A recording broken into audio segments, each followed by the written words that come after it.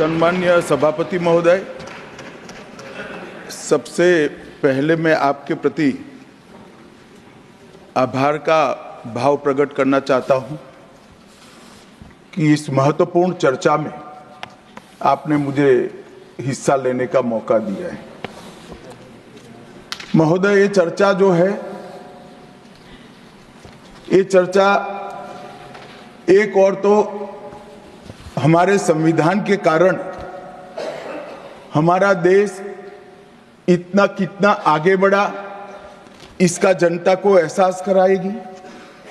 दूसरी ओर हमारे संविधान की मूल भावनाओं के कारण ही 75 साल में लोकतंत्र के मूल पाताल तक गहरे गए हैं, इसका भी एहसास होता है।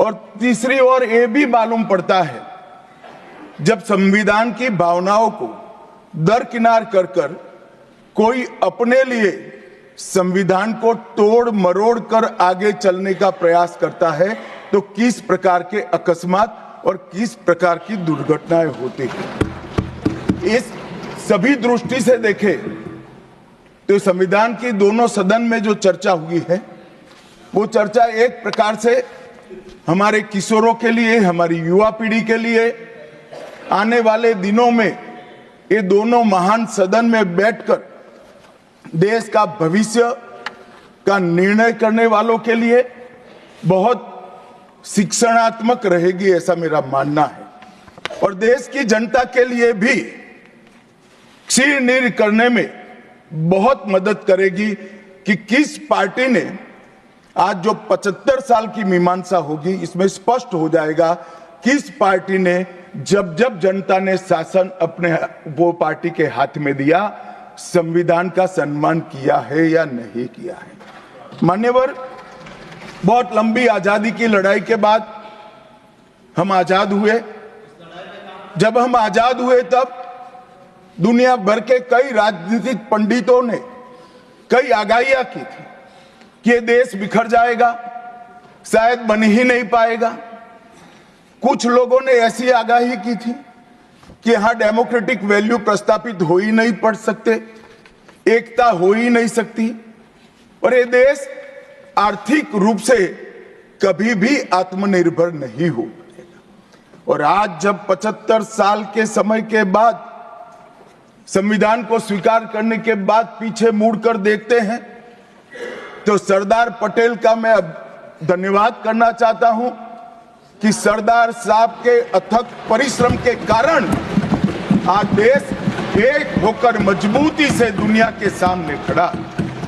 मान्यवर, जो कहते थे लोकतंत्र इस देश में सफल नहीं होगा, मैं वो सभी लोगों को इस सदन के माध्यम से कहना चाहता हूं कि 75 साल हो गए, हमारे साथ भी पास पड़ोस में, दुनिया भर में कई लोग आजाद हुए, नई शुरुआत की, वहां कई बार अकस्मात हुए, लोकतंत्र सफल नहीं हुआ।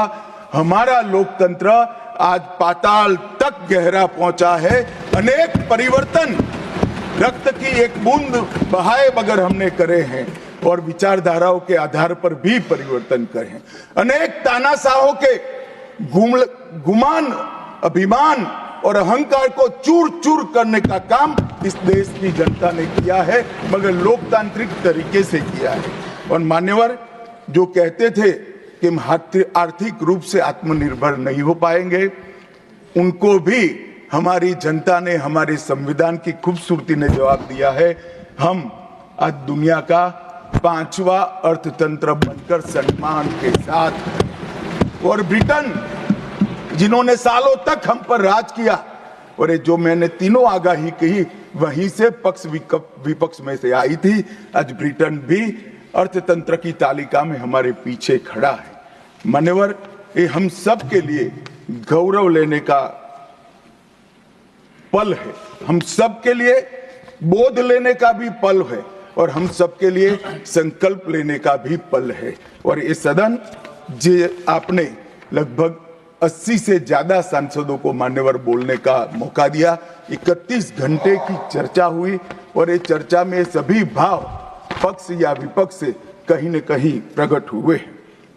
मान्यवर, आज मैं जब यहाँ आया हूं तब ये बात कहना चाहता हूं कि आज हम जिस मुकाम पर खड़े हैं उस मुकाम पर महर्षि अरविंद और स्वामी विवेकानंद की वो भविष्यवाणी सच होती दिखाई पड़ती है कि भारत माता अपने दैदीप्यमान ओजस्वी स्वरूप से जब खड़ी होगी तब दुनिया की आंखें चकाचौंध हो जाएगी और पूरी दुनिया वो रोशनी से भारत की ओर देखेगा। वो दिन सच होगा, इसके नजदीक काफी मजल हमने काट ली है। मान्यवर, हमारा संविधान सभा की रचना और संविधान की रचना की प्रक्रिया, ये तीनों एक प्रकार से समग्र विश्व के सभी संविधानों में अनूठे हैं, अलग प्रकार के रहे हैं। हमारे यहाँ दुनिया का सबसे ज्यादा विस्तृत लिखित संविधान चर्चा के सभी हमारे पारंपरिक लक्षणों को पार करते हुए हमने किया। इस संविधान सभा में 299 सदस्य रहे, 22 धर्म जाति समुदाय के सदस्य रहे, हर प्रिंसली स्टेट का प्रतिनिधित्व रहा, हर राज्य का प्रतिनिधित्व रहा। एक प्रकार से समावेशी प्रतिनिधित्व के साथ भारत का भविष्य तय करना, मतलब संविधान को रचने की हमारी प्रक्रिया आगे बढ़ी। 2 वर्ष 11 माह और 18 दिन तक अहर्निश चर्चा चलती रही, विस्तृत चर्चा चलती रही। देश के भविष्य, देश चलाने के नियम और देश की परंपरा को समाहित करते हुए देश को आगे ले जाने का संकल्प इतनी विस्तृत चर्चा के बाद बना। 13 समितियों में कार्य विभाजन किया गया, 7 सदस्यीय ड्राफ्टिंग समिति बनी और जनता के अभिप्राय के लिए भी शायद ही दुनिया का कोई ऐसा संविधान होगा जिसका ड्राफ्ट पूरी जनता को कमेंट्स के लिए दिया गया और कमेंट्स पर भी बहुत डिटेल चर्चा कर उचित बदलाव भी किए गए। इतनी लोकतांत्रिक परंपरा से और प्रक्रिया से बना हुआ हमारा संविधान 295 अनुच्छेद, 22 भाग और 12 अनुसूचियों में बटा है। और ये सभी संविधान के अनुच्छेद, भाग और अनुसूचियां हैं, वो विश्व में कोई भी संविधान से ज्यादा उदात्त और उत्तुंग मानव मूल्यों का सृजन करने वाले रहे हैं। मान्यवर, इसलिए हम सबको इस पर गर्व है और हम सब ये संविधान को हमेशा मस्तक झुकाकर प्रणाम करते हैं। मैं एक विशेष उल्लेख करना चाहूंगा मान्यवर, नंदलाल बोस जो गुरुवर टैगोर के अंतेवासी थे, बहुत बड़े कलाकार थे।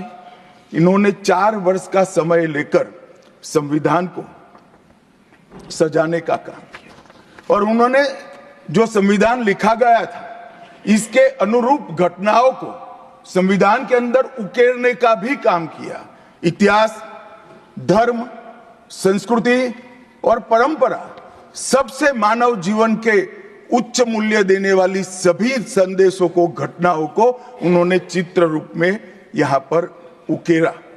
यहाँ पर भगवान राम का चित्र भी मिलेगा, बुद्ध और महावीर का भी मिलेगा, दशम पिता गोविंद सिंह जी का भी चित्र मिलेगा।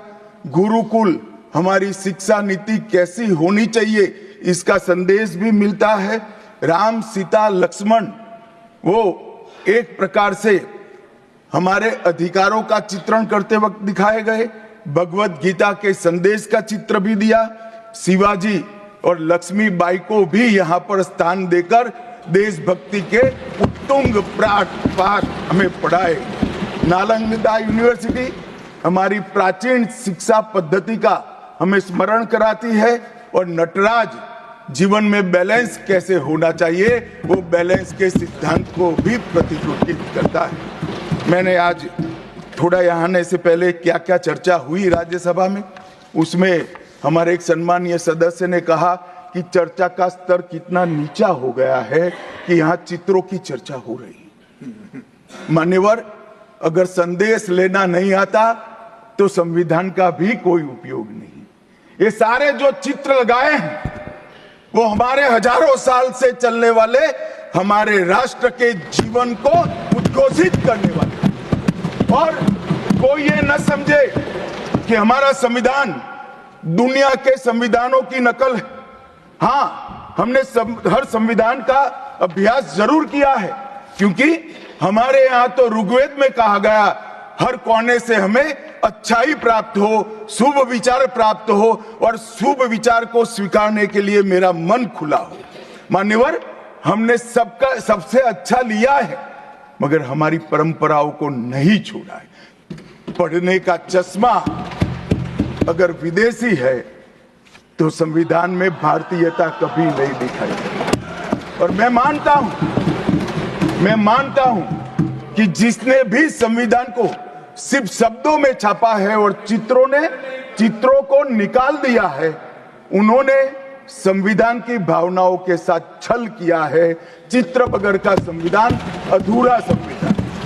मान्यवर, इसके अंदर संविधान सभा में राजेंद्र प्रसाद जी, राजेंद्र बाबू अध्यक्ष बने, डॉक्टर BR आंबेडकर, सरदार पटेल, जवाहरलाल नेहरू, श्रीमान काजू, KT Shah, Iyengar, Maulana Azad, Shyama Prasad Mukherjee, doctor Radhakrishnan, KM Munshi, ऐसे विद्वानों ने अनेक चर्चाओं में हिस्सा लेकर संविधान को समृद्ध और संपूर्ण बनाने का काम किया।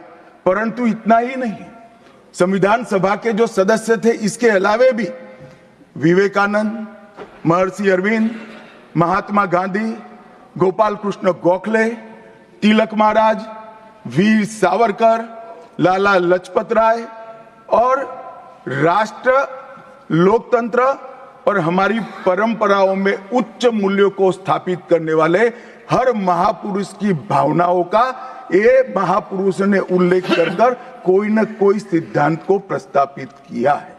मान्यवर, जब इतने सारे मनुष्यों का अच्छा विचार जिस संविधान में हो, उसको सफल होना ही था।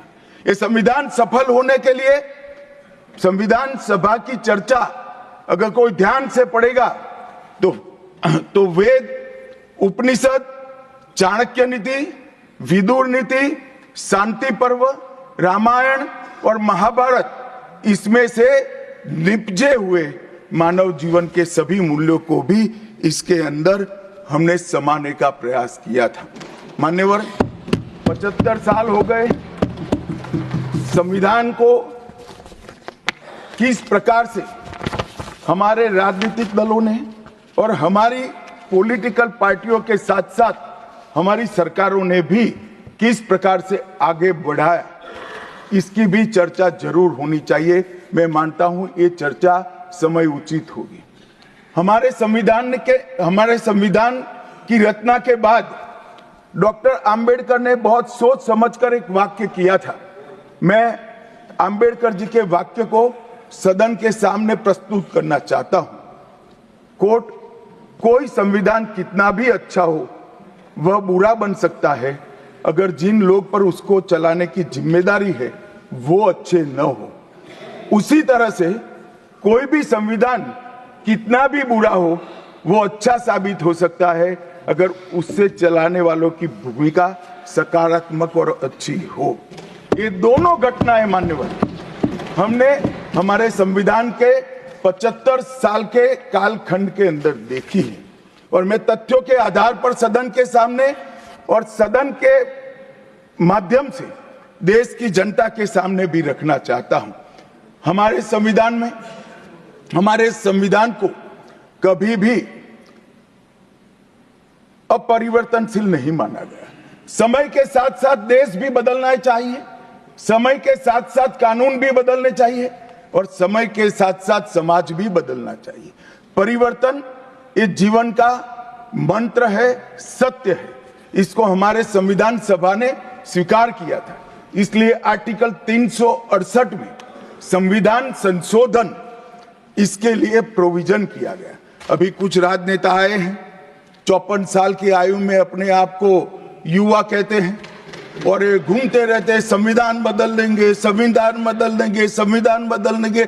मैं उनको समझाना चाहता हूं कि संविधान बदलने का प्रोविजन, संविधान के प्रावधानों का बदलने का प्रोविजन अनुच्छेद 368 के अंदर संविधान में ही है। और मैं आज फिर से एक बार कहना चाहता हूं, थोड़ा ज्ञानवर्धन भी हो जाए किसी का। भाजपा ने 16 साल राज किया माननीय, 6 साल अटल जी ने किया, 10 साल मोदी जी ने किया और 5 साल और मोदी जी करेंगे। एक प्रकार से 16 साल हमने शासन किया। 16 साल में हमने 22 बार संविधान बदला, संविधान के अंदर परिवर्तन की। और कांग्रेस ने 55 साल करा और 55 साल में 77 परिवर्तन कांग्रेस ने भी किए, कांग्रेस के शासन में भी हुए। अब भारतीय जनता पार्टी और कांग्रेस दोनों ने परिवर्तन किए।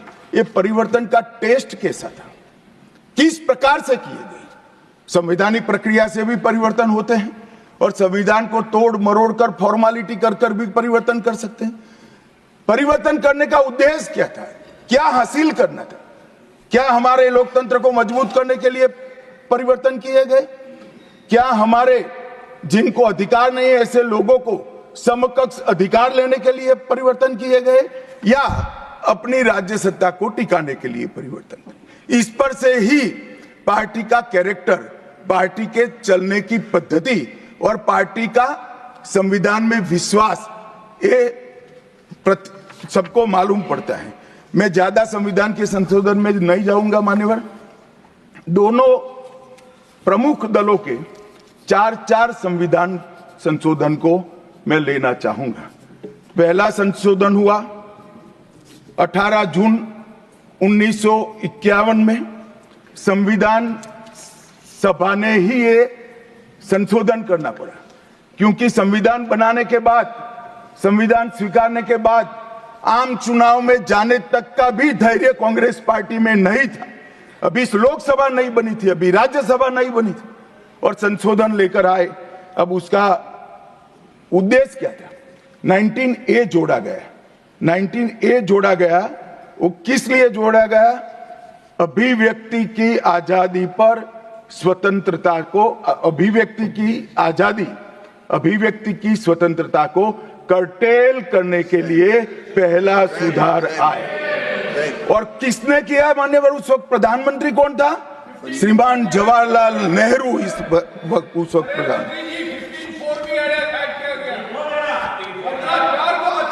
आप बता चुके। अब मान्यवर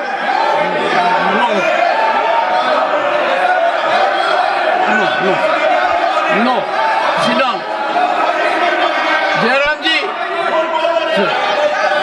he not yielding. He not yielding. We heard leader of the opposition. मान्यवर, Unless there is yielding, let us hear. मान्यवर, मेरा लंबा अनुभव है आजकल करते हुए। मुझे 30 साल हो गए विधानसभा और लोकसभा राज्यसभा में बैठे हुए। संसद में भाषण करने का मेरा अनुभव है मान्यवर। वो विरोध तभी कर सकते हैं जब मेरी बात सच न हो। अगर मेरी बात सच नहीं हो तो बताए वो संविधान संशोधन नंबर 1, अब सुनिए, संविधान संशोधन नंबर 1 वो अभिव्यक्ति की आजादी को कर्टेल करने के लिए ही लाया गया था और जवाहरलाल नेहरू के लिए लाया गया। मान्यवर, 24वां संविधान संशोधन, 24वां संविधान संशोधन जवाहरलाल नेहरू जी की सुपुत्री इंदिरा जी उस वक्त प्रधानमंत्री थी।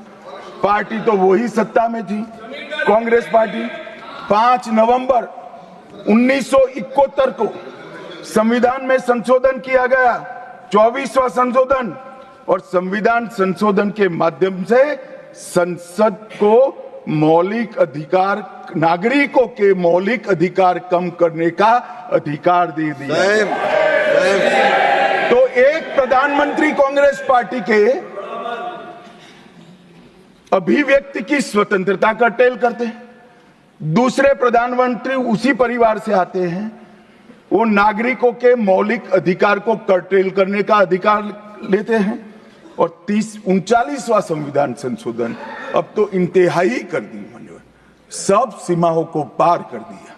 मान्यवर आप तो अधिवक्ता रहे हैं, 10 अगस्त 1975 का वो दिन हमारे संविधान के इतिहास में बहुत, जब भी जिक्र होगा काले अक्षरों से ही इसका जिक्र करना पड़ेगा। उस वक्त 39वां संविधान संशोधन आया मान्यवर।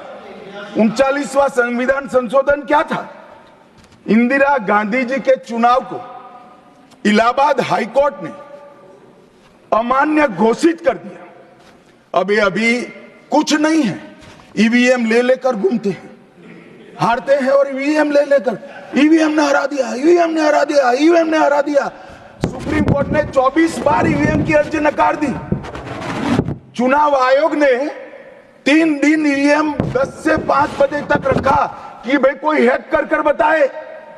कोई नहीं गया, सुप्रीम कोर्ट में कोई नहीं गया, और हारते हैं तो ईवीएम का दोष निकालते। मान्यवर एक ही समय, एक ही दिन 2 परिणाम घोषित। एक महाराष्ट्र में सुपड़ा साफ हो गया, जो जनादेश के साथ द्रोह किया था इसका दंड महाराष्ट्र की जनता ने दिया, और दूरबीन लेकर दिखाई नहीं पड़ते, और उसी दिन वो झारखंड में जीते। तो महाराष्ट्र में ईवीएम खराब है और झारखंड में टप से जाकर नए कपड़े पहनकर शपथ ले ली। अरे भाई जरा तो शर्म करो, जनता देख रही है। एक जगह ईवीएम सही है, एक जगह ईवीएम खराब है। मान्यवर ऐसा कैसे हो सकता है?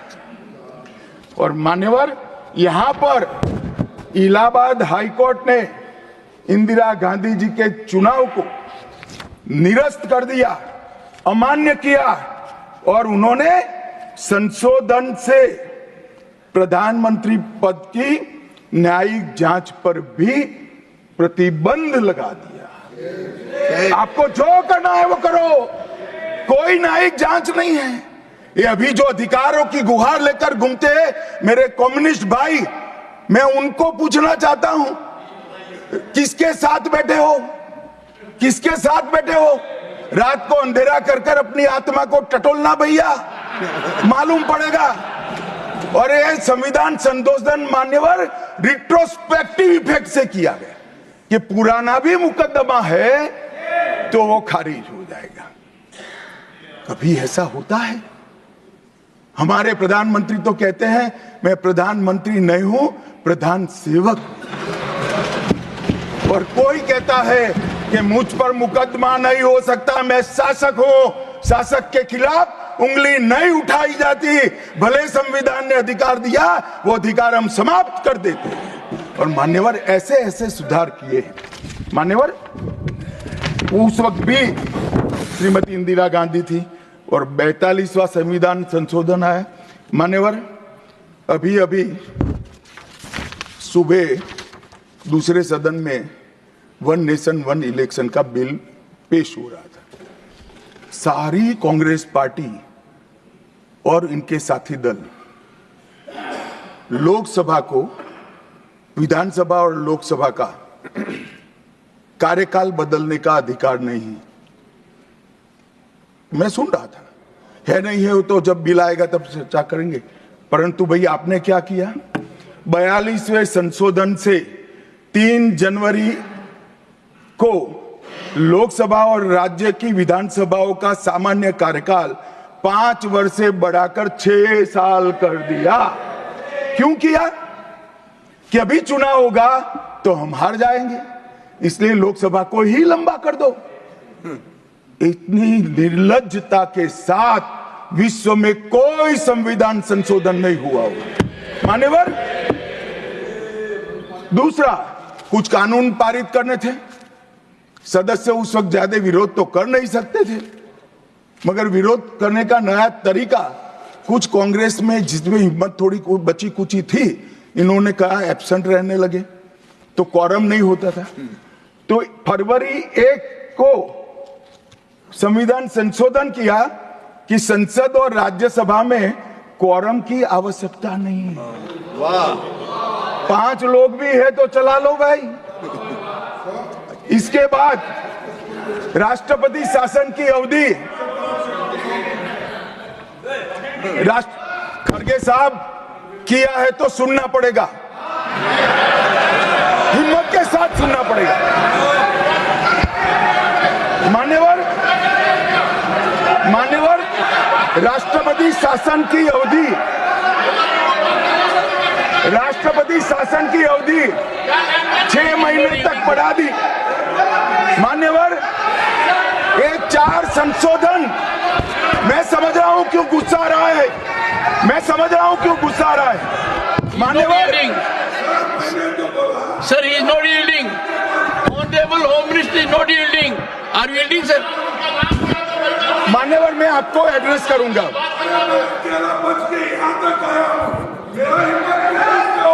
तुम तो कायर हो, तुम मान्यवर, तुम लड़ाकू हो। Okay. मान्यवर, मैं आपको एड्रेस करूंगा। Go on record.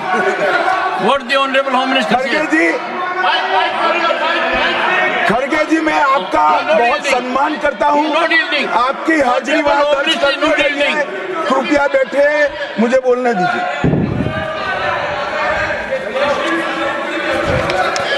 मान्यवर, ये चारों संशोधन मैं मेरी पार्टी के दफ्तर से नहीं ला सकता। ये चारों संशोधन संविधान में हुए, किसी को अदालत ने निरस्त किया, किसी को जनता पार्टी की सरकार आई तब उसको निरस्त किया, कुछ लिंगरिंग टेस्ट में रह गए, पर ये चारों संशोधन वास्तविकता है। ये 4 संशोधन से कांग्रेस पार्टी की संविधान सुधार करने की मंशा क्या है? एक में हम पर केस न हो, दूसरे में हम चुनाव हारने वाले तो समय बढ़ा देना, तीसरे में मेरे पर जांच नहीं हो सकती, और चौथे में नागरिकों के संविधान प्रदत्त अधिकारों को समाप्त करें। ये उद्देश्य बताते हैं। अब मैं हमारा 4 संशोधन लेकर आता हूं। मान्यवर, सबसे पहला संशोधन नरेंद्र मोदी जी ने सरकार में किया, 101वां नंबर भी अच्छा आया है। 101वां संशोधन 1 जुलाई 17 को हम जीएसटी को लेकर आए मान्यवर, और इस देश के अर्थतंत्र को रिदम में लाने का, कश्मीर से कन्याकुमारी और कामाख्या से द्वारका तक विशाल फैले हुए देश को जीएसटी के तहत 100 अलग अलग बिक्री करके कानूनों को समाप्त कर कर, लोगों की हालाकी खत्म कर कर एक कानून लाने का काम नरेंद्र मोदी जी ने किया, और वो लोगों की भलाई की। कल की डिबेट मैंने पढ़ी है, कोई सदस्य बोले कि नरेंद्र मोदी जी ने विरोध किया था। मैं रिकॉर्ड पर कहता हूं, हां, नरेंद्र मोदी जी ने विरोध किया था। किस मुद्दे पर किया था? आप जीएसटी तो लाना चाहते थे, मगर राज्यों को कंपनसेशन की गारंटी देना नहीं चाहते थे। हम जीएसटी भी लाए और राज्य को विकास दर के हिसाब से कंपनसेशन की गारंटी भी दी। इतना ही नहीं, गारंटी का 10 साल तक पालन करने का काम भी भारतीय जनता पार्टी की नरेंद्र मोदी सरकार ने किया। हम संशोधन लाए देश के अर्थतंत्र को सुचारू बनाने के लिए। दूसरा संशोधन लाए, 102वां संशोधन, national commission of backward class को संवैधानिक दर्जा देने का काम। अब कुछ लोगों को पेट में दुख रहा है कि नरेंद्र मोदी जी ने ये क्यों किया। मैं साहब आगे बहुत सारी बातें बताऊंगा। नरेंद्र मोदी जी इसलिए कर पाए कि आपने नहीं किया था। अगर आप ये कर देते तो मोदी जी के तो भाग्य में ही नहीं आता। मगर साहब, पिछड़ी जातियों का कल्याण कभी भी कांग्रेस पार्टी का विश्वास नहीं रहा, मान्यता नहीं रही, नीति भी नहीं रही। भारतीय जनता पार्टी ने संविधान संशोधन पिछड़ी जातियों के कल्याण के लिए। तीसरा संशोधन क्या लाए? 130वां संशोधन 12 जनवरी 19, किसी भी जिनको आरक्षण का फायदा नहीं मिलता है, ऐसी जाति के गरीब से गरीब बच्चों को 10% आरक्षण देने का फैसला। गरीब कल्याण और गरीबी हटाओ की बातों सालों तक करी, सूद नहीं मिली, समय नहीं मिला, विचार नहीं आया। ये विचार नरेंद्र मोदी जी को आया और गरीबों को, बच्चों को 10% आरक्षण पूरे देश भर में मिला। मान्यवर 105वां संशोधन, ओबीसी की पहचान करने के लिए केंद्र के पास अधिकार थे। अब मैं बताना चाहता हूं, इतने बड़े विशाल देश में 140 करोड़ की जनसंख्या में पिछड़ी जातियों का पिछड़ापना क्या कोई एक केंद्र सरकार कर सकती है? फेडरल स्ट्रक्चर की बात करते हैं, मगर अब तक केंद्र सरकार के पास ही रहा था। नरेंद्र मोदी जी ने कहा इसके कारण पिछड़ा समाज को अन्याय होता है। आगे से ये संविधान संशोधन करने के बाद 10 अगस्त 2021 के बाद पिछड़ापन का निर्णय करने का अधिकार राज्य की सरकारों को देने का काम नरेंद्र मोदी। और मान्यवर, सबसे अंतिम संशोधन में पांचवा कहना चाहता हूं, 106वां संशोधन, और मैं तो क्रम में बोला हूं, एक भी काटा नहीं। 101, 102, 103, 104, 105, 106 सभी के सभी जन कल्याण के लिए।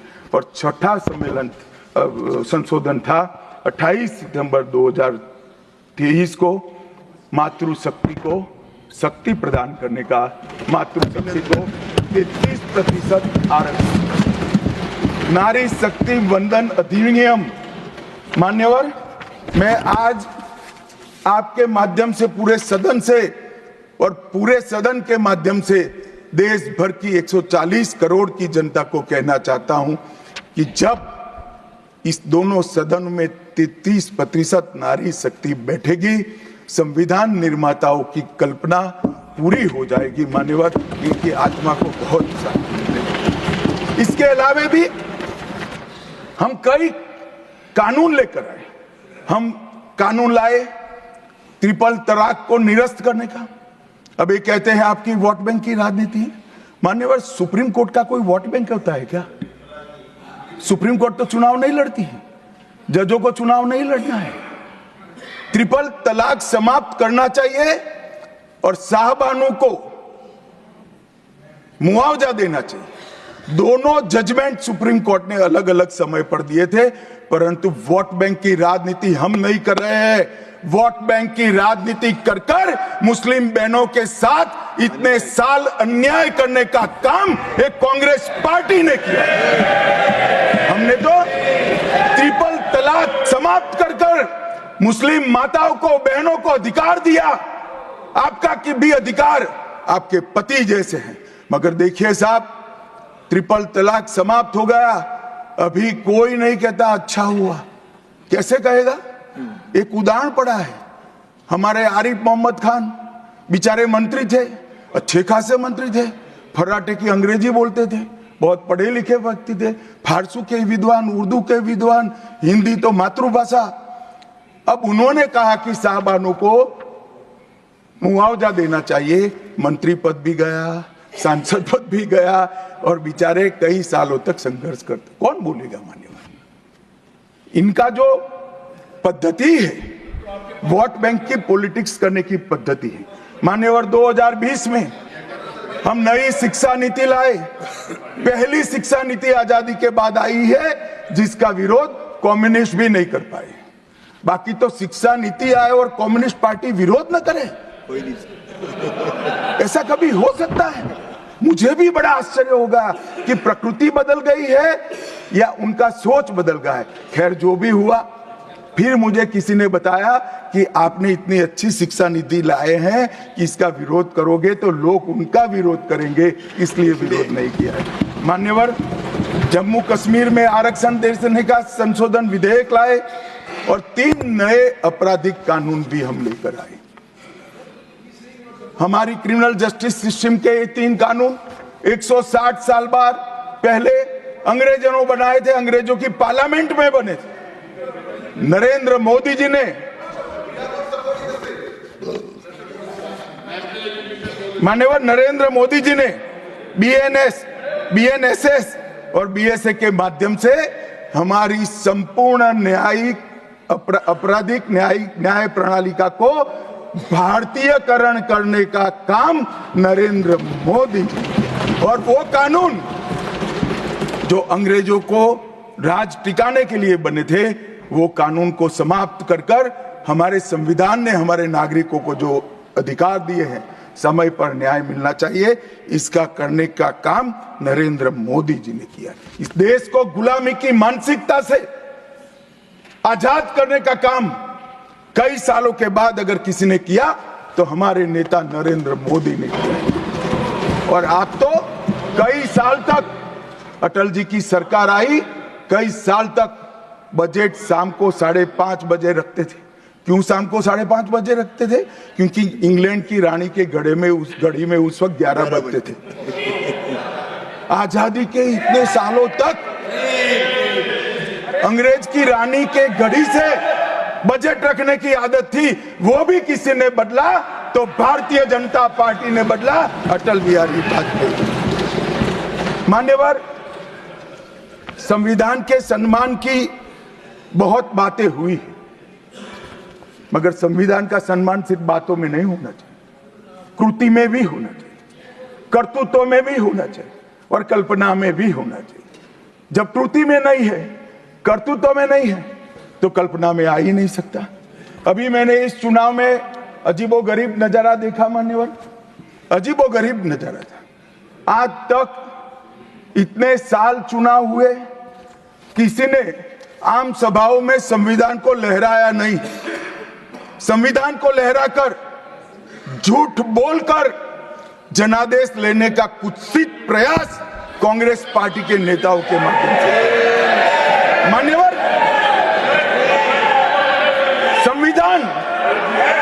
संविधान लहराने का मुद्दा नहीं है, संविधान बहकाने का मुद्दा नहीं है। संविधान विश्वास है, संविधान श्रद्धा है, संविधान को सम्मान करने का। मान्यवर, वो नरेंद्र मोदी जी और लोकसभा में तो किसी को मालूम नहीं पड़ा।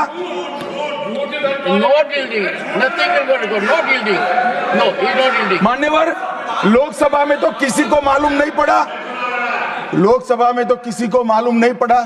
जागरूकता थी। महाराष्ट्र में भी लहराने के अलावे बांटने गए तो एक पत्रकार के हाथ में भी आ गया, खोला तो मान्यवर पूरा कोरा था, अंदर कुछ लिखा ही नहीं था, प्रीएम्बल भी नहीं था। मान्यवर, इतना बड़ा छल। आपकी बात नहीं कर रहा मैं, ये तो पकड़े जाने के बाद तो सब लोग सुधर जाते हैं। मान्यवर, 75 साल के इतिहास में, संविधान के आयुष्य में, संविधान के नाम पर इतना बड़ा छल मेरे जीवन में तो मैंने ना देखा है ना जाना है। और कारण ढूंढते हैं कि क्यों हारे। मैं बता दूं, कारण मत ढूंढिए, कमेटी की जरूरत नहीं है। संविधान और आरक्षण करते थे, लोग जान गए कि संविधान फर्जी लेकर घूमते हो तो लोगों ने हरा दिया। मान्यवर, ये प्रति जो लेकर घूमते हैं, इसमें गोखले साहब ने क्या लिखा है वो एक बार पढ़ने। उन्होंने लिखा है कि इंदिरा जी और कांग्रेस पार्टी ने संविधान पर सबसे ज्यादा कठोर कुठाराघात करने का काम किया है। जो प्रति लेकर घूमते हैं ना, उसकी प्रस्तावना में लिखा गया। माननीय अध्यक्ष, माननीय सभापति महोदय, माननीय सभापति महोदय, संविधान कैसे तोड़ा मरोड़ा जा सकता है, इसके भी मैं 2 उदाहरण देना चाहता हूं। हमारे सेना के जवान, सुरक्षा दलों के जवान, वो हमारी मातृभूमि की 1 इंच भूमि पर जान देने के लिए तैयार है। सैकड़ों हजारों लोग शहीद हुए 1 इंच भूमि के लिए। और मान्यवर, किसी को भी भूमि देनी है तो आर्टिकल 1 अमेंड करना पड़ेगा। आर्टिकल 1 में हमारे भूभाग की व्याख्या की गई है, इसको बदलना पड़ता है। तमिलनाडु के पास एक टापू था, कच्चा तीवू टापू। वो टापू 1974 में अचानक ही एक एग्रीमेंट कर वन फाइन मॉर्निंग लंका को दे दिया गया। मान्यवर, चलो भाई, बहुमत था आपका, मान लो, ऐसे भरोसे से किया होगा कि संसद मेरा सम्मान रखेगी, परंतु बाद में भी ये चीज, ये आर्टिकल 1 का बदलाव आज तक नहीं आया है और वो हमारा भूभाग आज हमारा हिस्सा नहीं है। मान्यवर, ऐसा खिलवाड़ भारत नहीं, दुनिया के किसी भी देश में शासकों द्वारा संविधान के साथ नहीं किया होगा। मान्यवर, आप तो अधिवक्ता हैं। 35A को कॉन्स्टिट्यूशन ऑर्डर से, राष्ट्रपति महोदय के ऑर्डर से दाखिल किया गया। अब दाखिल तो हो सकता है, पर कॉन्स्टिट्यूशन ऑर्डर को दोनों सदन की परमिशन चाहिए, जो हमने धारा 370 हटाने के लिए ली। मैं आज कांग्रेस के मित्रों को पूछना चाहता हूं, जो संविधान की दुहाई देते हैं, 35A जब आपने लागू किया, इसके कॉन्स्टिट्यूशन ऑर्डर पार्लियामेंट में कब डिबेट में आया, कब मतदान हुआ, किसने पारित किया? पार्टी को तो निजी परिवार की जागीर समझते हो, संविधान को भी निजी परिवार की जागीर आप लोग समझ रहे। मान्यवर, इतना बड़ा छल देश की 2 संसदों के साथ किया है। एक पूरा 35A डाल दिया संसद संविधान में, पार्लियामेंट के पास सब्जेक्ट ही नहीं है। देश का भूभाग दे दिया, पार्लियामेंट के साथ विषय ही नहीं आया। किस प्रकार से आपने संविधान के साथ खिलवाड़ किया है, किस प्रकार से आपने देश को चलाया है, ये देश की जनता को आज इस बहस से मालूम पड़ना चाहिए। मान्यवर, आपातकाल, अभी बड़ी बड़ी उदात्त भावनाओं का स्मरण कांग्रेस के मेरे दोनों सदनों के साथी सदस्य कर रहे थे। यंग सदस्य करे तो मैं समझता हूं, शायद इन्होंने इतिहास न पढ़ा हो, मगर जो लोग आपातकाल के वक्त थे वो भी करते थे। किसी की भी स्मृति इतनी अल्पकालीन कैसे हो सकती है? मान्यवर, क्या हुआ था आपातकाल में? लाखों लोग कोई अपराध के बगैर जेल में ठूस दिए गए, लाखों लोग, कोई पॉलिटिकल पार्टी बाकी नहीं है। आज इनके साथ बैठे हैं, उनमें से भी कुछ लोग जेल में थे, वो भी नहीं बोलते हैं। न्यायालय में डर का माहौल, मीडिया पर सेंसरशिप। इंडियन एक्सप्रेस ने अपना संपादकीय एक भी शब्द लिखे बगैर का कोरा संपादकीय प्रकाशित करा, क्योंकि लिख नहीं सकते थे। श्रीमान शुक्ला साहब से एडिट कराना होता था, वापिस ही नहीं आता था, तो उन्होंने कोरा अखबार ही निकाल दिया। इस तरह से विरोध किया और तय हो गया, मान्यवर, एक व्यक्ति कहेगी वही कानून होगा। और क्यों किया? देश पर आक्रमण हुआ था क्या? देश की आंतरिक सलामती ठीक नहीं थी क्या? ना ना ना ना ना ना, ऐसा कुछ नहीं हुआ था। सिर्फ इतना हुआ था कि इलाहाबाद हाईकोर्ट ने उनको सांसद के रूप में अयोग्य ठहरा दिया था। अपनी कुर्सी जाने वाली, चुनाव नहीं कराना था। और मान्यवर, जब पार्लियामेंट, जब इसको चैलेंज किया गया और न्यायालय में, सर्वोच्च अदालत में जब चर्चा चली, तब उन्होंने कहा, नीरज डे को पूछा कि आर्टिकल 21 के तहत के अधिकार इमरजेंसी में समाप्त हो सकते हैं क्या? तो उन्होंने कहा यस सर। साहब, कोई भी वकील को यस सर कहने की इतनी बड़ी फीस नहीं मिली होगी। नीरज डे 11 साल तक अटॉर्नी जनरल रहे, एक यस सर कहने का। मान्यवर, डीओ ड्राफ्ट जो होता है वो कैबिनेट में, कैबिनेट मंत्रालय से आता। कैबिनेट मंत्रालय में डीओ ही नहीं है।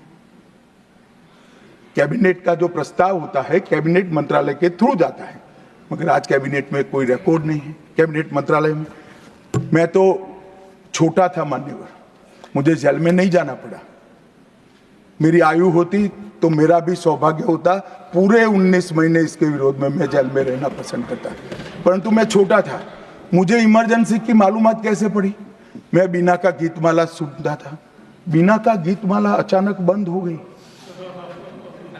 तो मैंने घर में झगड़ा किया कि बीना का क्यों गीतमाला क्यों नहीं आती। मेरे पड़ोस वाले चाचा ने कहा किशोर कुमार के साथ इंदिरा जी का झगड़ा हो गया है, बिना का गीतमाला में किशोर कुमार का आवाज नहीं आना चाहिए। तो नए गीतों की रिकॉर्डिंग हुई और किशोर कुमार और लता मंगेशकर के ड्यूएट गीत भी लता दीदी की आवाज में ही पूरे देश ने 19 महीना सुने साहब। देखिए डेमोक्रेसी की बात करें मान्यवर, इस प्रकार की कृति, ऐसा दंड दिया देश की जनता ने उनको कि अब स्वप्न में भी नहीं कर सकते हैं। ऐसी कृति कोई न करे, इसलिए ये बहस जरूरी है। और मान्यवर, हम तो संविधान का सम्मान करते हैं। नरेंद्र मोदी जी ने संविधान दिन मनाने की बात रखी तो एक वरिष्ठ कांग्रेसी नेता ने कहा क्या जरूरत है संविधान दिन की, 26 जनवरी तो है। बोलिए भाई, संविधान को जितनी भी बार स्मरण करोगे, इसकी भावनाओं के प्रति आपकी आस्था दृढ़।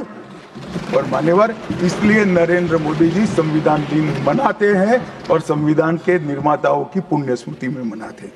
मान्यवर, उस वक्त आज ही मुझे किसी शायर ने दुष्यंत कुमार की पंक्ति भेजी है इमरजेंसी के लिए। मैं ज्यादा भाषण इमरजेंसी पर करना नहीं चाहता, परंतु मैं जरूर कहना चाहूंगा। दुष्यंत कुमार की पंक्ति है, एक गुड़िया की कई कठपुतलियों में जान है, एक गुड़िया की कई कठपुतलियों में जान है। आज शायर ये तमाशा देखकर हैरान है। कल नुमाइश में मिला वो चिथड़े हाल कपड़े पहने हुए, मैंने उसको नाम पूछा तुम कौन हो, तो उसने कहा मैं संविधान हूं। दुष्यंत कुमार जी की कविता है मान्यवर, इंदिरा जी को समर्पित है। मान्यवर, जब संविधान बन रहा था, संविधान के हर आर्टिकल पर चर्चा चल रही थी। हम आजाद हो गए थे, आजाद हुए थे, पर हमारा देश कोई नया नहीं बना था। हम तो हजारों सालों से दुनिया में सबसे चिर पुरातन संस्कृति, चिर पुरातन धर्म और चिर पुरातन समाज जीवन लेकर निकले हुए देश हैं। हाँ, एक कालखंड के लिए गुलाम हो गए थे, आजादी मिली, आगे देश कैसे चले इसका एक डॉक्यूमेंट बनाना था। तो उस डॉक्यूमेंट में चर्चा में आया कि अब देश का नाम क्या हो। अंग्रेज लिख कर गए थे इंडिया, क्योंकि वो भारत को जानते ही नहीं थे। वहां जो प्रचलन में शब्द होंगे यूरोप में, वो शब्द उन्होंने हम पर थोप दिया था और गुलामी की मानसिकता ने इसको स्वीकार भी किया था। मगर जब आजाद हुए तब इस पर चर्चा हुई और अब उस वक्त के सदस्य सेठ गोविंददास ने दरखास्त किया कि देश का नाम भारत रखना चाहिए। उस वक्त जवाहरलाल नेहरू ने कहा कि पीछे देखने की जरूरत नहीं है, भविष्य की ओर देखिए। और मान्यवर, देश के नाम के अंदर इंडिया भी रहा, भारत भी रहा। खैर, मैं इस पर टिप्पणी करना नहीं चाहता, परंतु नजरिए का सवाल है। अगर इंडिया के चश्मे से भारत को देखोगे तो भारत समझ में नहीं आएगा, पूरा जीवन चला। और इसलिए इन्होंने अपने गठबंधन का नाम भी इंडिया ही रखा है, इसीलिए रखा है, वही सोच से चलना है। और मान्यवर, हमारे प्रधानमंत्री जी ने विकास तो करना है, दुनिया में सबसे आगे बढ़ना ही है, विकास के साथ साथ विरासत को भी अपना कर आगे बढ़े। गुलामी की हर परंपरा को हम समाप्त करना चाहते हैं। हम एक आजाद मुल्क है, सार्वभौमत्व से लैस मुल्क है, किसी की परंपरा हमें स्वीकार नहीं है। परंपरा बदलनी है तो हम बदलेंगे, नए कपड़े हर कोई पहनता है, हम भी पहनेंगे, परंतु हमारी पुरानी परंपराओं पर हमें शर्म नहीं है। और मान्यवर, क्या किया नरेंद्र मोदी जी ने, राजपथ जो अंग्रेज सम्राट के सम्मान में नाम रखा गया था, उसका नाम बदलकर कर्तव्य पथ रखा। इंडिया गेट पर किंग पंचम जॉर्ज की मूर्ति लगी थी, मूर्ति हटा दिया, शर्म के मारे में स्थान खाली था। हमने वहां सुभाष बाबू की प्रतिमा लगा। मान्यवर, नेवी का चिन्ह जो देकर गए थे वही चलता था। हमने वीर छत्रपति शिवाजी महाराज की नेवी के चिन्ह को हमने भगवान बिरसा मुंडा की 150वीं जयंती को जनजातीय गौरव वर्ष के रूप में मनाया। राष्ट्रीय युद्ध स्मारक हमने बनाया और राष्ट्रीय युद्ध स्मारक में अमर जवान की ज्योति को विलीन करने का काम भारतीय जनता पार्टी के नेता नरेंद्र मोदी ने। संसद के अंदर राजा जी ने जो उदात्त भावनाएं व्यक्त की थी, जिसको जवाहरलाल जी ने भी स्वीकारा था, मगर बाद में शर्म का एहसास हुआ, सेंगोल को इलाहाबाद के म्यूजियम में भेज दिया। नरेंद्र मोदी जी ने विधिवत तरीके से सेंगोल को संसद के अंदर प्रस्तावित कर नई संसद बनाई और विश्व भर में चोरी की गई मूर्तियां, आर्टिफैक्ट्स जो थे वो 345 हजारों साल पुराने हमारे मूर्तियां और आर्टिकल्स, उसको वापस लाने के लिए हमारे विदेश मंत्रालय ने काम किया। न्यू एजुकेशन पॉलिसी, पूरा देश अंग्रेजी में चले, ऐसे षड्यंत्र चले इतने सालों तक। न्यू एजुकेशन पॉलिसी में हमने कंपलसरी कर दिया बच्चे की प्राथमिक शिक्षा मातृभाषा में होगी। मान्यवर, मातृभाषा में आईएएस आईपीएस का एग्जाम नहीं दिया जाता था, हमने वहां मातृभाषा में एग्जामिनेशन को किया।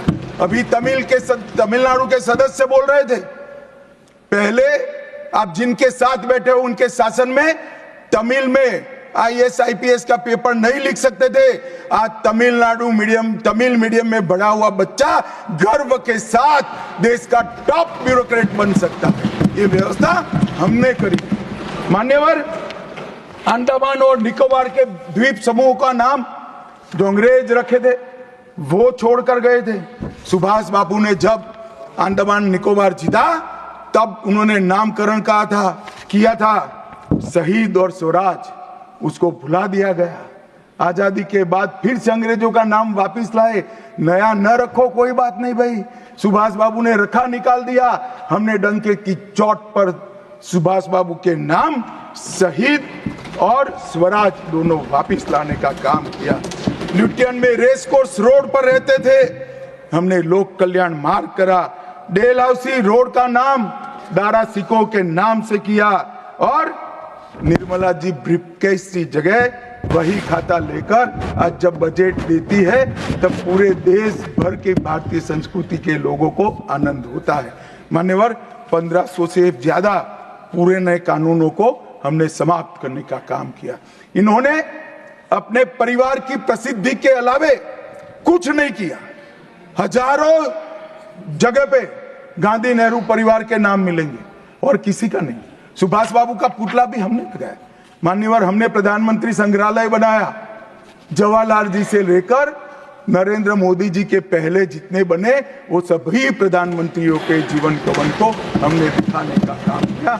वहां पहले सिर्फ जवाहरलाल जी का मिशन, G20 की अध्यक्षता हमने की और भारतीय सांस्कृतिक और वैश्विक समन्वय को हमने प्रोत्साहित किया। राम मंदिर का निर्माण, काशी विश्वनाथ धाम का पुनरुद्धार, काशी उज्जैन शारदा पीठ, करतारपुर साहिब कॉरिडोर, योग को वैश्विक पहचान और 160 साल पुराने कानूनों को खत्म करने का काम नरेंद्र मोदी जी ने किया। हम पीछे नहीं गए। ऐसा वो मानते थे पीछे चले जाओगे, पीछे नहीं गए। पीछे तो आप छोड़कर गए थे। आप 14वें नंबर पर छोड़कर गए थे, अटल जी 11 पे लाए, फिर 11 से नीचे नहीं गए, देश पर बड़ा उपकार किया।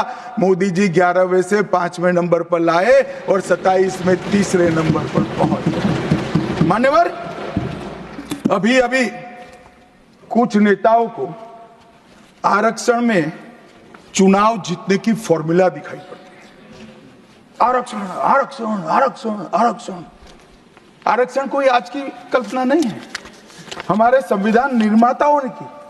आर्टिकल 15 और 16 में SC, ST और OBC को आरक्षण का प्रोविजन किया गया है मान्यवर। ये मूल प्रोविजन है, कोई नया नहीं है। इतनी जोर से आरक्षण आरक्षण आरक्षण कर कर छाती चौड़ी कर कर चिल्लाते। आज मैं बताना चाहता हूं कि कांग्रेस पार्टी किस प्रकार से आरक्षण विरोधी पार्टी है मान्यवर। इनका कहना और करना दोनों अलग है मान्यवर। आरक्षण के लिए नेहरू जी के उद्गार अंत में मैं बताऊंगा, परंतु ओबीसी को आरक्षण देने के लिए 1995 में 55 में काका साहेब कालेलकर कमीशन बना मान्यवर। इसका रिपोर्ट कहां है? दोनों सदन के रिकॉर्ड पर मैंने ढूंढा, कहीं नहीं, बुला दिया गया। क्यों? क्योंकि ओबीसी को आरक्षण मिलता था। बैठिए बैठिए बैठिए ना, मैं प्रक्रिया बताता हूं। अर्ध सत्य नहीं बोलता हूं भाई। एक सेकंड, छिपा कैसे सकते हो? छिपा कैसे सकते हो? बाबा साहब आंबेडकर का संविधान है, देश में लोकतंत्र है, कैसे छिपाओगे मान्यवर? कोई भी रिपोर्ट आता है, कोई भी रिपोर्ट आता है, अरे सुनो, अब कोई भी रिपोर्ट आता है उसको कैबिनेट के सामने रखना पड़ता है, फिर इस पर कार्यवाही जो की उसकी रिपोर्ट के साथ संसद के सामने रखना है। सही कह रहे हैं, उन्होंने संसद में लाने की जगह पुस्तकालय में रख दिया। ओबीसी का आरक्षण इन्होंने लाइब्रेरी में रख दिया। और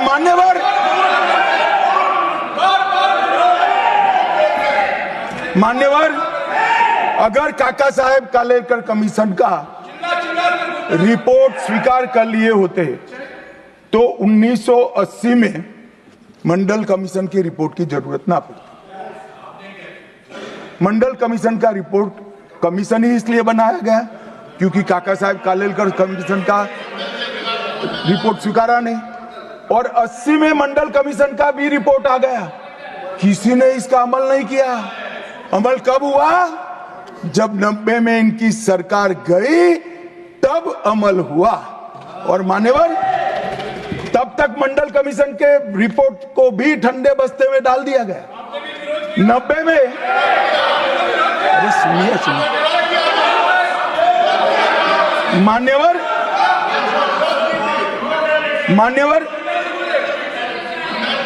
मंडल कमीशन के रिपोर्ट को जब स्वीकार किया गया, लोकसभा में प्रतिपक्ष के नेता थे श्रीमान राजीव गांधी। मैंने राजीव गांधी जी के सभी भाषणों को खंगाला। सबसे लंबा भाषण मंडल कमीशन के रिपोर्ट के विरोध करने के लिए किया है। और इन्होंने कहा पिछड़ों को आरक्षण देने से इस देश में योग्यता का अभाव हो जाएगा। अब ये तो आपके विचार है मान्यवर। राजीव गांधी की स्पीच भी, श्री राजीव गांधी की स्पीच भी लोकसभा के रिकॉर्ड पर पड़ी है। लाइब्रेरी में आप जाते हैं, लोकसभा की स्पीच निकलवा कर नहीं पढ़ते। जयराम जी पढ़ लीजिए एक बार। और नरेंद्र मोदी जी ने क्या किया मान्यवर? ओबीसी कमीशन को नरेंद्र मोदी जी ने मान्यता दी, पिछड़ा वर्ग का सम्मान किया, नेट, नीट, जेई उसमें ओबीसी का आरक्षण किया। और इन्होंने क्या किया? अभी भी ये तो सब नेहरू जी, इंदिरा जी और अब भी चलता रहता है। एक इन्होंने क्या किया? झूठ बोलना शुरू किया कि हम आरक्षण बढ़ा देंगे, आरक्षण बढ़ा देंगे, आरक्षण बढ़ाना चाहिए, आरक्षण 50% से ज्यादा बढ़ा। ये क्यों बढ़ाना है मैं बताना चाहता हूं मान्यवर। झूठ नहीं, असत्य, झूठ की जगह असत्य। चले मान्यवर, आपने भी करेक्ट किया था। खड़गे जी की बात को स्वीकार कर लेता हूं। उन्होंने झूठ नहीं बोला, वो सत्य से परे बोले हैं, वो नहीं बोलना चाहिए मान्यवर। इन्होंने 50% से ज्यादा आरक्षण करने की वकालत की। मैं आज देश की जनता को कहना चाहता हूं कि देश के 2 राज्यों में धर्म पर आरक्षण अस्तित्व में है, धर्म के आधार पर आरक्षण, ये गैर संवैधानिक है माननीय। संविधान सभा की कोई भी डिबेट आरक्षण के प्रावधान करने वाले आर्टिकल की पढ़ लीजिए, इसमें स्पष्ट किया गया है कि कोई भी आरक्षण धर्म के आधार पर नहीं हो सकता, आरक्षण पिछड़ापन के आधार पर।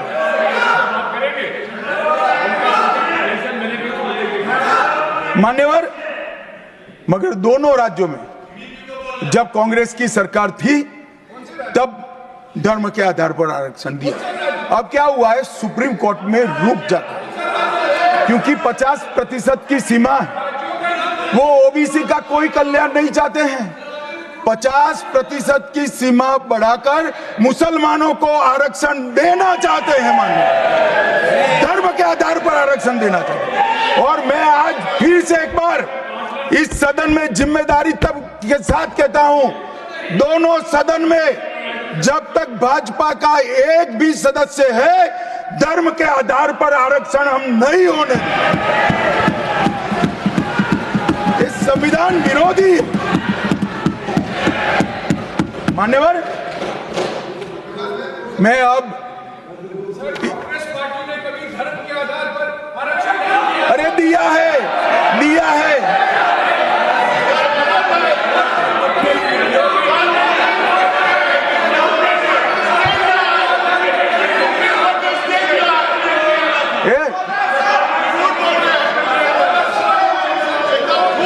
मान्यवर, इससे तो ये बच जाएंगे, मगर मैं रिकॉर्ड पर से कुछ कोट अनकोट कहना चाहता हूं, जो संविधान सभा की चर्चा का रिकॉर्ड है। जवाहरलाल नेहरू जी ने कहा, मैं ये देखकर सचमुच आश्चर्यचकित हूं कि नियुक्ति में आरक्षण के सिद्धांत को कितनी देर तक ले जा रहा है, मतलब कितना बढ़ा रहे हैं।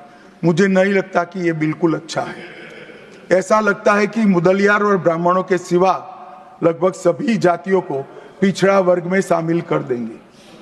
मान्यवर, सरकारी सेवाओं में आरक्षण के लिए इनके विचार थे। मैं इस बात से चिंतित हूं कि सरकारी सेवाओं में नियुक्ति के लिए जिस तरह से बहुत सारी जातियां और समूहों के आरक्षण के प्रस्ताव आते हैं, यह बहुत बुरी प्रवृत्ति है। इससे सरकारी कामकाज और आम तौर पर विकास और सार्वजनिक जीवन में गिरावट आएगी। मान्यवर, ये इनके विचार है, आज तक नहीं बदले, यही विचार है। मगर अभी जोर से बोलना, एक शब्द का प्रयोग मैं नहीं कर सकता, आगे गलती हो गई थी। असल मान्यवर, हमारे संविधान के directive of principle of state policies भाग 4 के अनुच्छेद 44 में एक एंट्री है जो कॉमन सिविल कोड की यूसीसी की बात करती है।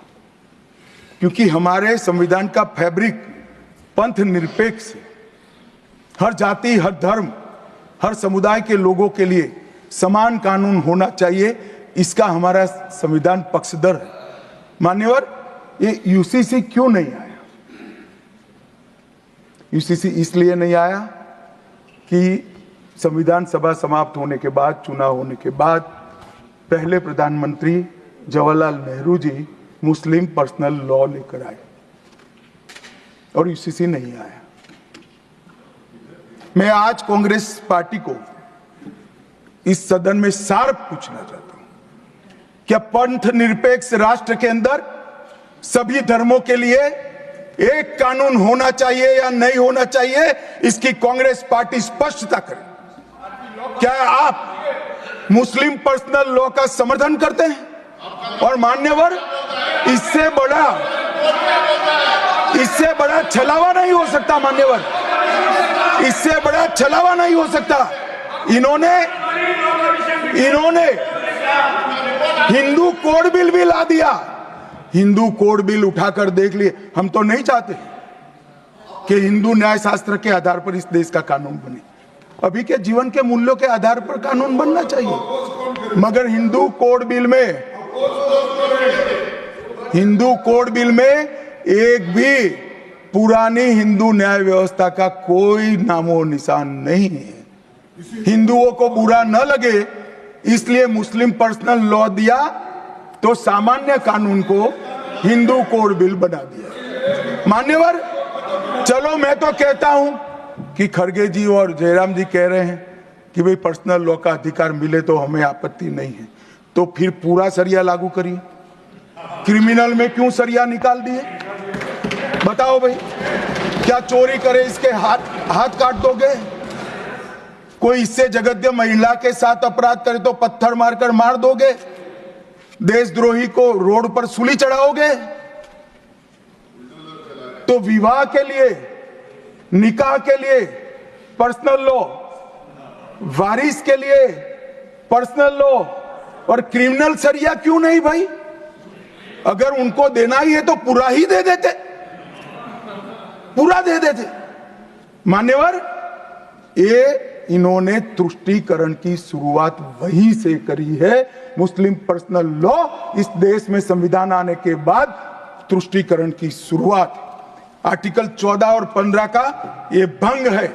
अंबेडकर जी, लोहिया जी, के.एम. मुंशी, एच.वी. कामत, ये सब ने इसका विरोध किया है। 1973 से 16 तक 11 बार देश की सुप्रीम कोर्ट ने यूसीसी लाने का आग्रह देश की और राज्य की सरकारों ने किया है। आप नहीं ला सकते, तुष्टीकरण से ऊपर नहीं उठते। मैं बैठिए, मैं बताता हूं। मान्यवर, हमने ही उत्तराखंड में भारतीय जनता पार्टी की सरकार ने यूसीसी लाया। हमारा काम करने का तरीका, मैं आपके माध्यम से दिग्विजय सिंह को कह रहा हूं। वो कहते हैं कौन रोकता है? हम खुद रोकते हैं। कारण बताऊं मैं? सुनने का धैर्य चाहिए, क्योंकि हमारा तरीका है कि लोकतांत्रिक तरीके से काम किया जाए।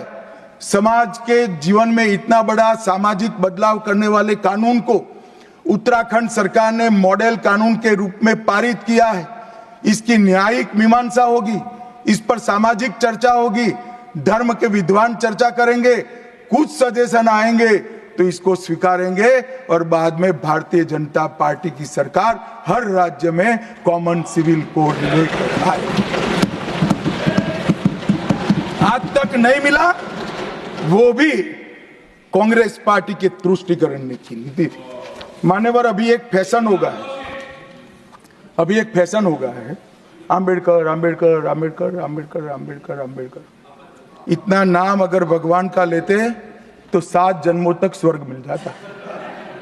अच्छी बात है ना? ना सुनिए तो, सुनिए ना, आप सुनिए ना, मैं बताता हूं।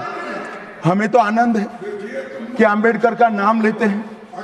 अंबेडकर का नाम अभी 100 बार ज्यादा लो, परंतु 7-8 में अंबेडकर जी के प्रति आपका भाव क्या है ये मैं बताता हूं।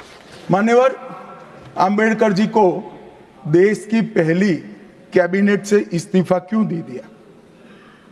अंबेडकर जी ने कई बार कहा कि अनुसूचित जातियों और जनजातियों से हुए व्यवहार से मैं असंतुष्ट हूं, सरकार की विदेश नीति से मैं असहमत हूं और आर्टिकल 370 से मैं असहमत हूं। इसलिए वो छोड़ना चाहते थे। उनको आश्वासन दिया गया, आश्वासन पूरा नहीं हुआ। उन्होंने इग्नोरेंस के चलते इस्तीफा दे दिया और एक श्री B.C. रॉय ने पत्र लिखा कि अंबेडकर और राजाजी जैसे 2 महानुभाव मंत्रिमंडल छोड़ेंगे तो क्या होगा। तो नेहरू जी ने उनको जवाब में लिखा है, राजाजी के जाने से तो थोड़ा बहुत नुकसान होगा, अंबेडकर के जाने से मंत्रिमंडल कमजोर नहीं होता है। मान्यवर, ये विचार जो खड़गे जी कह रहे हैं ना, क्या आपत्ति है? जिसका विरोध करते हो उसका वोट के लिए नाम देना है, कितना उचित है? क्योंकि अब अंबेडकर जी को मानने वाले पर्याप्त संख्या में आ गए हैं, इसलिए आप अंबेडकर अंबेडकर कर रहे हो। मान्यवर, मुंबई के मेयर ने एक पत्र लिखा था कि मऊ में अंबेडकर जी का स्मारक बनाना चाहिए। मऊ में जो अंबेडकर जी का जन्म स्थान था, सुझाव लिखा। उन्होंने कहा आमतौर पर स्मारक निजी पहल से बनाने चाहिए। यदि सरकार किसी प्रकार की सहायता करती है तो वो उचित नहीं होगा। उनके कितने स्मारक बने साहब? कोई स्मारक आंबेडकर जी का नहीं बना, देश भर में नहीं बना। आंबेडकर जी के स्मारक कब बने? जब भारतीय जनता पार्टी सत्ता में आई, तब मऊ में डॉक्टर आंबेडकर के जन्म स्थान पर स्मारक बना, लंदन में अध्ययन करते थे वहां स्मारक बना, नागपुर में शिक्षा दीक्षावलित वहां बना, दिल्ली में महापरिनिर्वाण स्थल पर बना, और मुंबई में चैत्य भूमि में भी बन रहा है। हमने 5 तीर्थ बनाए महामानव। और मैं मानता हूं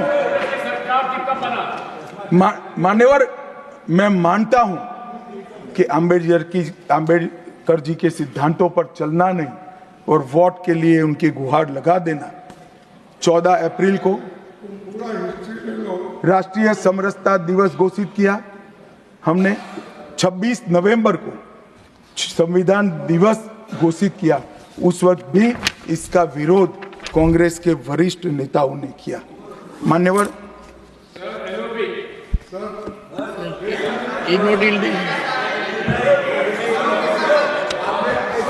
मान्यवर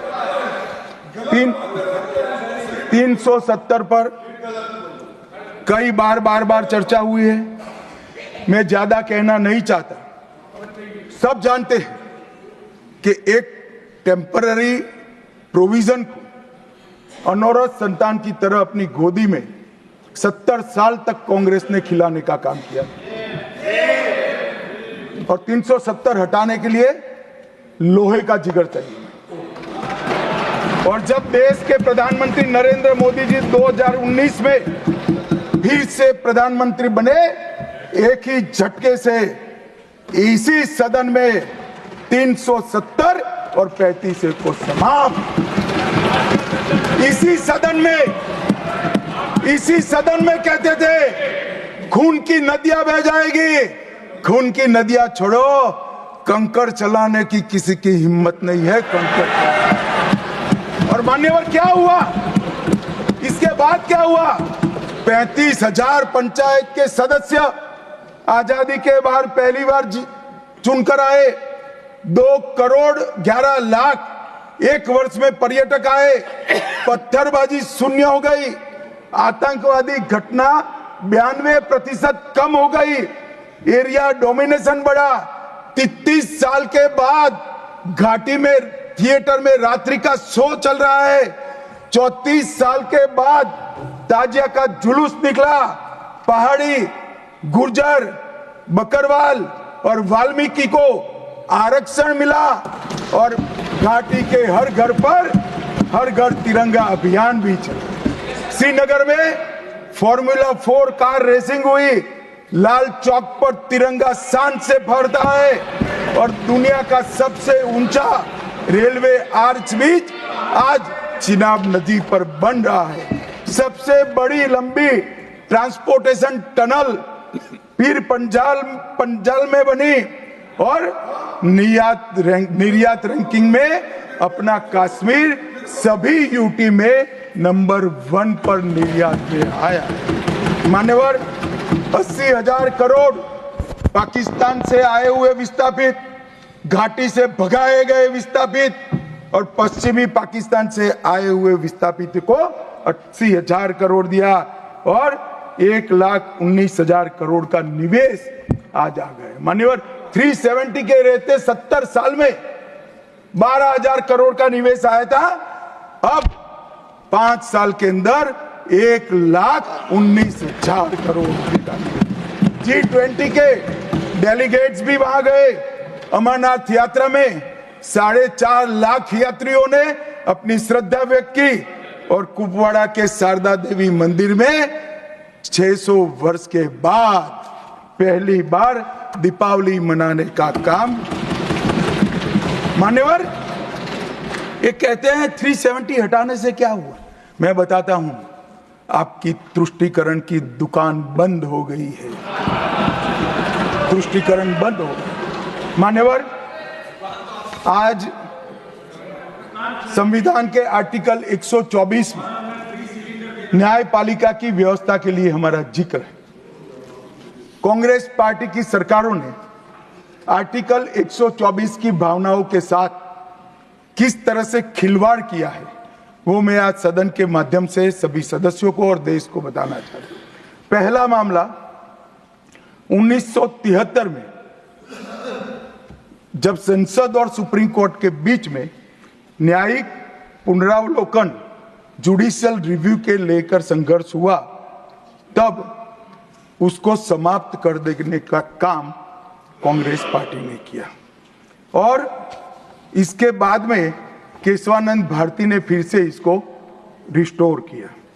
फैसले से नाराज होकर, फैसला तो चलो पक्ष में भी आता है, खिलाफ भी आता है, हमारे खिलाफ भी कई फैसले आते हैं, क्या कर सकते हैं, मानना चाहिए, हमारी संवैधानिक व्यवस्था है, आर्टिकल 124 कहता है। परंतु कांग्रेस ने क्या किया, 3 वरिष्ठ न्यायाधीश जस्टिस जे.एम. सेलत, के.एस. हेगड़े और ए.एन. ग्रोवर, तीनों को प्रमोशन से महरूम कर सजा देकर चौथे न्यायाधीश को प्रमोशन देने का काम करा, जिसके कारण ये 3 सज्जनों ने अपना अपमान महसूस करते हुए संविधान की सुरक्षा के लिए इस्तीफा देकर घर पे जाना पसंद किया। ये किया है मैंने।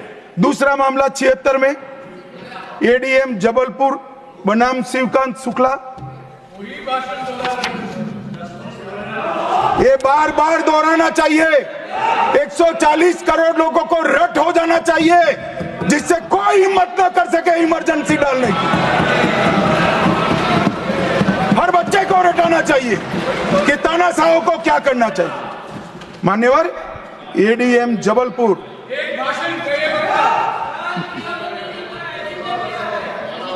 मान्यवर एडीएम जबलपुर जस्टिस खन्ना बेचारे 3 विरुद्ध 1 लघुमती फैसला दिया। क्या हुआ, वो कभी भी चीफ जस्टिस नहीं बन पाए मान्यवर, उनको रिटायर्ड हो जाना। एडीएम जबलपुर और उसके बाद में तीसरा मामला कॉलेजियन प्रणाली को एक साथ इन्होंने 18 उच्च न्यायालय के न्यायाधीशों का ट्रांसफर कर दिया, जिसमें 4 मुख्य न्यायाधीश भी थे। और कारण क्या था मान्यवर, क्यों किया, कोई कदाचार था, कोई भ्रष्टाचार था? ना ना ना ना, ये सभी 18 उच्च न्यायालय के न्यायाधीशों ने प्रत्यक्षीकरण मतलब हेबियस कॉर्पस को एंटरटेन किया, जो उनका संवैधानिक अधिकार है। इमरजेंसी में कैसे हेबियस को आप एंटरटेन कर सकते हो, इस मुद्दे पर उन्होंने इसको आगे कर दिया। मान्यवर आर्टिकल 34, 14 और 21 इसकी सेंस को निकाले तो हर व्यक्ति को समानता से जीने का अधिकार है। हम कम्युनिस्ट सोच से बना हमारा संविधान नहीं है। सब समझते हैं कि व्यक्ति की माली हालत इसका भाग्य, परिश्रम और बुद्धिमत्ता के आधार पर तय होती है। हर व्यक्ति एक समान माली हालत में नहीं रह सकता, मगर आर्टिकल 14 और 21 का मतलब इतना तो जरूर निकलता है कि इनको बेसिक सुविधाएं मिल जाए, घर मिले, बिजली मिले, पानी मिले, खाना मिले, इलाज मिले, शिक्षा मिले। 75 साल तक इस देश की जनता को गरीबी हटाओ का नारा देने वाले कांग्रेस पार्टी गरीब रखे। और मान्यवर 10 साल में नरेंद्र मोदी जी ने 9.6 करोड़ गरीब महिलाओं को उज्ज्वला का कनेक्शन देकर उनके घर में गैस पहुंचा। 12 करोड़ गरीबों के घर में शौचालय पहुंचे, शुद्ध पीने का पानी 12.65 लाख करोड़ घरों में पहुंचा, 18,000 गांवों में बिजली पहुंची, 14.5 करोड़ किसानों के खाते में 2.40 लाख करोड़ रुपया सीधा डीबीटी से पूरा ट्रांसफर हुआ, 36 करोड़ आयुष्मान भारत के कार्ड बने और 8.19 करोड़ दर्दियों ने उससे मुफ्त में अपना इलाज कराया है। और मान्यवर अब 70 साल से अधिक कोई भी आय वर्ग का व्यक्ति हो, इसको 5 लाख तक का इलाज मोदी सरकार ने, प्रधानमंत्री ने फ्री कर दिया। 36 राज्यों में 80 करोड़ लोगों को one nation one ration card दिया, 5 किलो अनाज मुफ्त दिया, 25 लाख करोड़ रुपए की राशि सीधी बैंक खातों में डीबीटी के माध्यम से गई है। 11,000 करोड़ रुपया 1 करोड़ लाभार्थी को, रेहड़ी पटरी वालों को दिया, और सबसे बड़ी बात 2 करोड़ लखपति दीदी बनाने का काम नरेंद्र मोदी। और मान्यवर विश्वकर्माओं के लिए भी काम कर। अभी मान्यवर ये बात मैं बहुत संवेदनशील होकर के आप सदन के सामने रखता हूं। लोकसभा में चर्चा हो रही थी, कांग्रेस पार्टी के एक वरिष्ठ सदस्य ने कहा सावरकर के लिए जो उन्होंने उद्गार निकाले मैं तो रिपीट नहीं कर सकता। मान्यवर, सावरकर जी के सामने जो वीर लगा है ना, वो कोई सरकार, कोई पॉलिटिकल पार्टी की चुनी हुई सरकार ने नहीं दिया है। इसके सामने वीर, उनकी वीरता के कारण 140 करोड़ लोगों ने। मान्यवर, ऐसा उत्कृष्ट देशभक्त जिसके लिए ऐसे उच्चारण देश की सबसे बड़ी पंचायत में होते हैं, इसके बारे में कोई जानकारी लिए बगैर लगातार कई सालों से झूठ फैलाया जाता है। मैं आज रिकॉर्ड पर कहना चाहता हूं मान्यवर,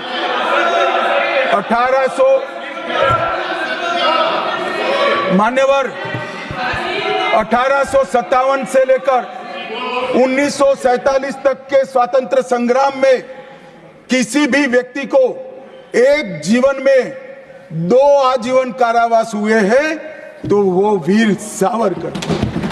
मध्य दरिये में देश को आजादी दिलाने के लिए टॉयलेट तोड़कर दरिया में छलांग लगाने का साहस किसे में था तो वीर सावरकर। एक ही जेल में 2 भाई काला पानी की सजा काट रहे थे, 10 साल तक भाई एक दूसरे को देखे नहीं। ऐसा वीर परिवार पूरे देश में दूसरा नहीं। मान्यवर, आज सावरकर जी की एक उक्ति में यहां पर कहना चाहता हूं। उनका एक मराठी में वाक्य है, तुझ साठी मरण ते जनन, तुझ बिन जनन ते मरण। इसके आगे है, हे मातृभूमि तेरे लिए मरण मृत्यु ही जीवन है, और तेरे बिना जीवन मेरे लिए मृत्यु से भी कठिन। ये देशभक्ति के वाक्य जिस व्यक्ति के मुंह से निकले, इसके लिए इस प्रकार की सदन में चर्चा करते हैं, सार्वजनिक रूप से बोलते हैं और गर्व महसूस करते हैं। क्या देशभक्ति कोई विचारधारा के साथ जुड़ी हो ही सकती है? देश के प्रति बलिदान किसी धर्म के साथ जुड़ा हुआ हो सकता है? किस प्रकार के स्तर पर हम देश के सार्वजनिक जीवन को ले गए हैं मान्यवर, और हमारी तो न माने, हमारी न सुने। सुनिए, आप हमारी न माने, हमारी न सुने, हमको न स्वीकारे, मगर मैं इंदिरा जी के 2 वाक्य कोट करना चाहता हूं।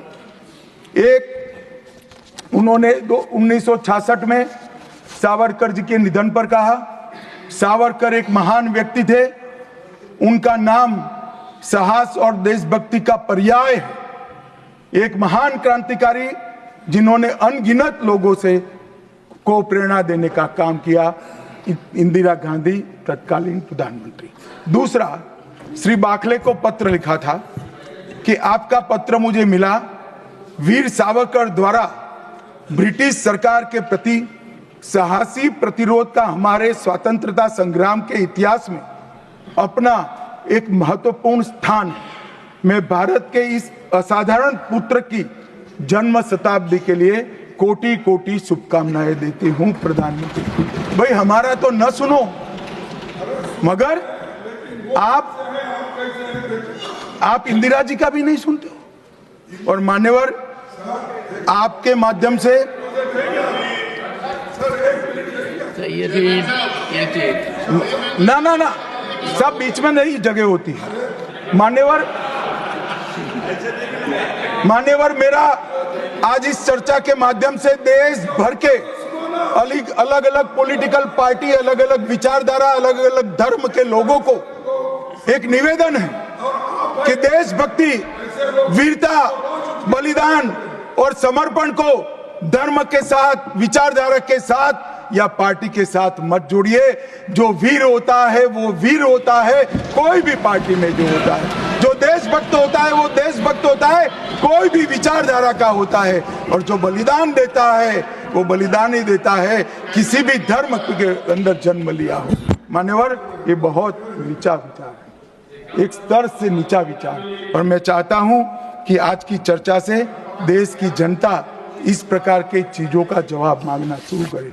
मान्यवर, कांग्रेस पार्टी ने, हमारे संविधान ने 3 चीजों को, हर आर्टिकल का हार्द निकालेंगे तो कहीं ना कहीं इसे और उठाएंगे। 3 चीजों को हमारे संविधान ने नहीं स्वीकारा, क्योंकि हम लोकतंत्र में हैं, परिवारवाद नहीं होना चाहिए, पंथ निरपेक्ष राष्ट्र है इसलिए तुष्टीकरण नहीं होना चाहिए, और जन कल्याणकारी राज्य है इसलिए भ्रष्टाचार नहीं होना चाहिए। मुझे कई बार लगता है कि कांग्रेस पार्टी क्यों संविधान का सम्मान नहीं करती है, मगर जब ये 3 शब्द मैंने पढ़े तो मुझे मालूम पड़ा कि अगर वो संविधान की भावनाओं का संविधान करेंगे, सम्मान करेंगे, तो तुष्टीकरण, परिवारवाद और भ्रष्टाचार तीनों को छोड़ना पड़ेगा।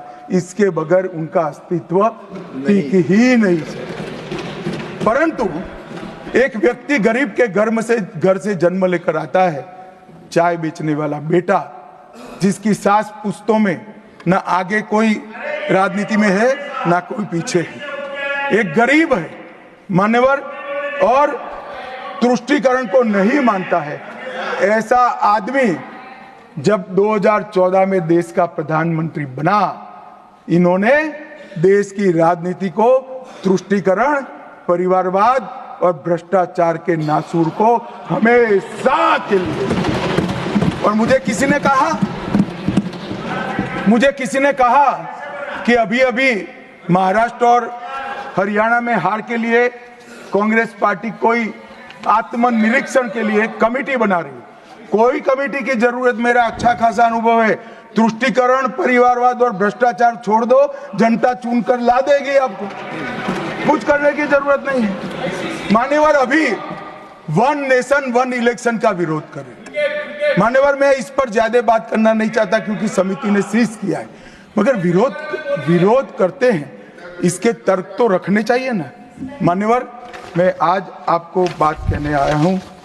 अभी मैंने कुछ समय में मोहब्बत की दुकान के बहुत नारे सुने। मोहब्बत की दुकान देश के हर गांव में खोलने की महत्वाकांक्षा वाले लोग भी, बहुत भाषण उनके मैंने सुने हैं। मेरा उनको कहना है, मोहब्बत दुकान से बेचने की चीज नहीं है भैया। मोहब्बत प्रचार की चीज नहीं है। मोहब्बत दिल में बसाने का जज्बा है, और मोहब्बत दूसरों को महसूस कराने का लम्हा है। अगर इतना समझ जाएंगे तो और कोई तकलीफ नहीं पड़ेगी। मान्यवर, अंत में मैं इतना कहना चाहता हूं कि आज़ादी के अमृत महोत्सव में इस देश के प्रधानमंत्री जी आज़ादी के अमृत महोत्सव को बहुत अच्छे तरीके से एक वेल डिजाइन मैनर में मनाने का निर्णय किया। पूरे लाखों कार्यक्रम हुए। इसका मीन निकालते, इसका हार्द निकालते तो आता है 3 उद्देश्य सामने आते हैं। बालकों, बच्चे, युवा और जनता को आज़ादी के 90 वर्ष लंबे आज़ादी के संग्राम के इतिहास की जानकारी देना, गुमनाम आज़ादी के सेना नायकों का नई पीढ़ी और आने वाली पीढ़ी को परिचय कराना, 75 साल में हमने जो सिद्धियां प्राप्त की है इसका गौरव 140 करोड़ भारतीयों के मन में उत्पन्न करना, और जब आजादी के 100 साल हो गए तब ये देश पूरे संसार में हर क्षेत्र में नंबर 1 पर हो, ऐसे महान भारत की रचना। और ये संकल्प अब श्री नरेंद्र मोदी का नहीं रहा है। ये संकल्प देश के 140 करोड़ लोगों का संकल्प हो गया है। इसको जब भी मैं जनता के बीच में जाता हूं, इसको महसूस भी करता हूं। मान्यवर, आज मोदी जी ने अमृत काल की कल्पना करी है। अमृत महोत्सव की समाप्ति से शताब्दी तक हम दुनिया में हर एक क्षेत्र में एक नंबर पर हो, भारत विकसित हो, हमारा गौरववंत स्थान हो। तब मुझे लगता है कि महर्षि अरविंद और विवेकानंद जी ने जो कल्पना करी थी कि भारत माता अपने संपूर्ण दैदीप्यमान स्वरूप के साथ दुनिया के सामने खड़ी होगी और दुनिया की आंखें भारत माता की तेज से चकाचौंध हो जाएगी। वो स्वप्न सच होगा, इसका मुझे विश्वास है। स्वप्न सच करने का रास्ता, एकमात्र रास्ता हमारा संविधान है और इसमें छेड़खानी करने का किसी का साहस न हो, वो जनता ने सुनिश्चित करना है। आपने मुझे मौका दिया, इसलिए बहुत बहुत